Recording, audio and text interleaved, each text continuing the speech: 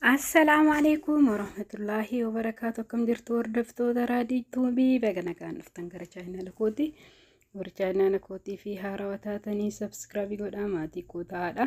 Hadda salaaxaa hojjedhaa daabboo gossee salaaxaa keessatti daabboo kana nani makaa kanaafuu hamma dhuma viidiyoo nafaana turaadha. Baay'ee bareedaadha. Manuma keenyatti hamma balee binnu akkanatti gossanii baay'ee bareeda isaati. Fayyaa keenyaaf illee mana keenya keessatti yoo dalaganne irra gaariidha. Nama qaama hir'isuudhaafis rakkattu yeroo hundaa akkanatti salaaxa wajjin nyaatanii baay'ee gaariidha. Kanaafuu diqqeessaniitiin goggoofamee ni mi'aawallee akkanatti kukkutee tolcheetiin amma oofnii keessa galchaa jechuudha. Hamma dhuma viidiyoo nafaana turaadha. Baay'ee bareeda isaati. Salphaallee hin ulfaatu miti. Amma kukkutadheera amma meeshaatti irra naqadhaa jechuudha. Kanatti kukkutee qopheeffadheera. Meeshaa qopheeffadhe kanarratti naqee akkanumatti asirratti zayitaa fi qimamaa itti godhaa jechuudha.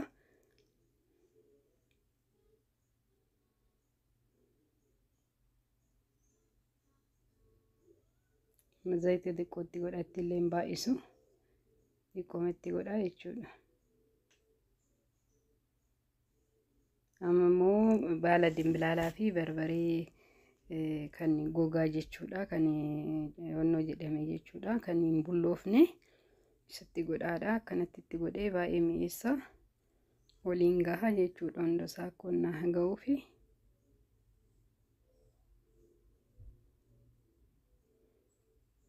Akkana godhee geesse immoo black pepper itti godhadhaa jechuudha.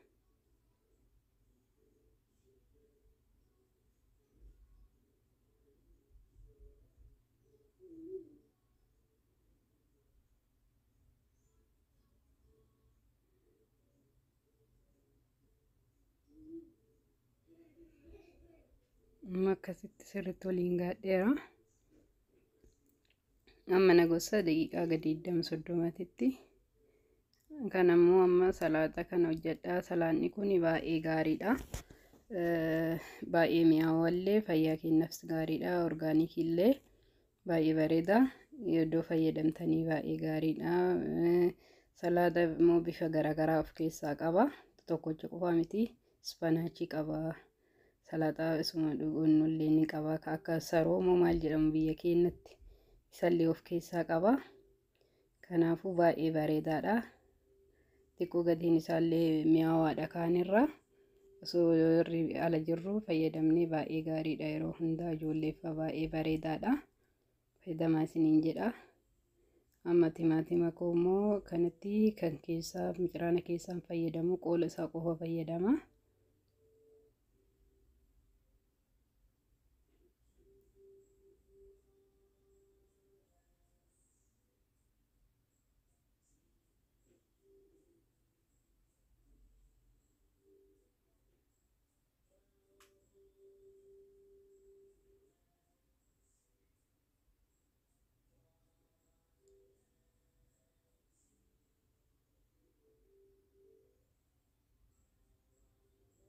Amma salaaxachaatti makadhaa.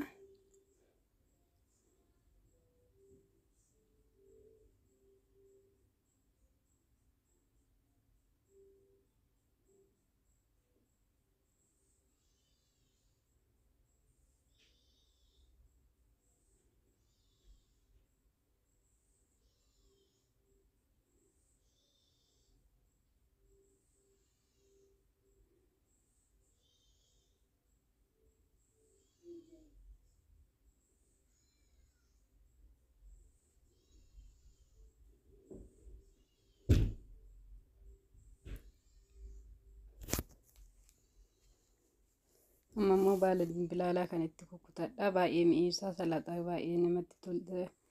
Fayyadamaadha. Baay'ee bareeda. Fayyaafis gaariidha.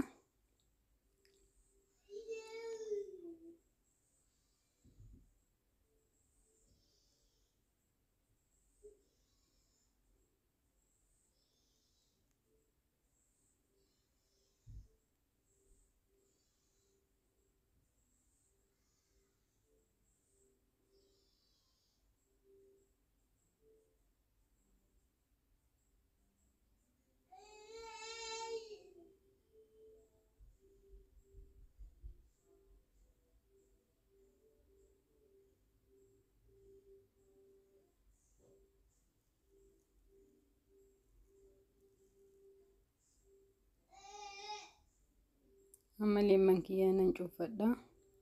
Asirratti illee baaluma amma kukkute sanii kan dimbilaalaa jechuudha. Peppariin kan suuqitti ni argama, walumaatti suuqittis. Black peppariidha. Zayita maankaa tokko, ashaboodha. Haaluma salphaadhaan mana keenya keessa qopheeffannee jechuudha. Yeroo baay'ee akkana goone aga soosii isaa alaa binnu akkanumatti mana keenya qopheeffannee gaariidha. Kuni immoo goggogee akkuma argitan kana bareeda ta'e na baheera. Amma kanaan waliin makaa jechuudha.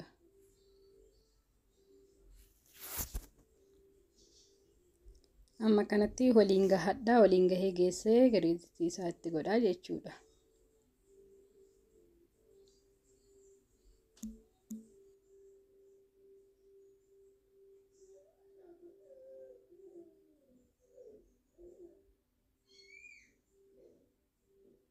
Amma kanatti waliin gahadha, baay'ee bareeda isaatiin mi'aawaa, akka jaalattan abdiin qaba.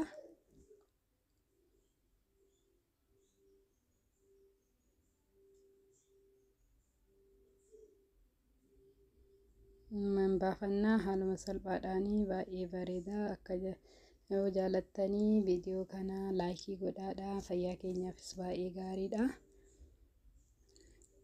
Keessattuu namni kiiloo qabnu irbaata akka fayyadamnu yeroo baay'ee kana fayyadamtanii baay'ee qaama keessan hir'isuu danda'a. Irra guddaa salaaxaa baay'isuun baay'ee gaariidha. Fayyaa keenyaafis baay'ee gaariidha. Kanaaf fayyadamaadha.